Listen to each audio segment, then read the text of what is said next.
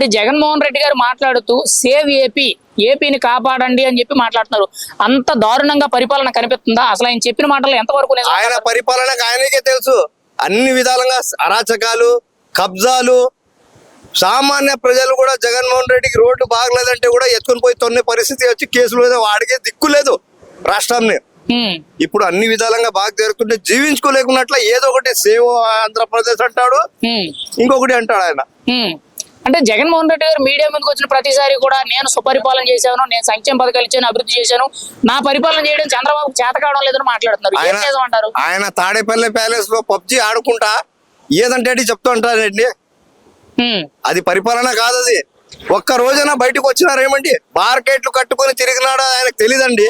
ఆయనకు అన్ని తెలుసు. మనం చెప్పే అవసరం లేదు. ప్రజలంతా గమనించినారు, రాష్ట్ర ప్రజలంతా గమనించినారు. మనం చెప్పే అవసరం లేదు. ఇప్పుడు అందరికి తెలుస్తా ఉండి ప్రజలు అన్ని విధాలుగా కులా మతాలకి అతీతంగా చంద్రబాబు నాయుడు పనిచేస్తుంటే వైసీపీ శ్రేణులు కానీ, పేటీఎం బ్యాచ్లు కానీ, జగన్మోహన్ రెడ్డి మాజీ ముఖ్యమంత్రి కానీ ఇప్పుడు ప్రస్తుతానికి ఆయన పులివెందుల ఎమ్మెల్యేగా ఉన్నారు. ఇంతవరకు పులివెందులలో కూడా సరిగా ఉండటం లేదు. బెంగళూరు పార్టీలో ఉండి పబ్జి ఆడుకుంటున్నాడు.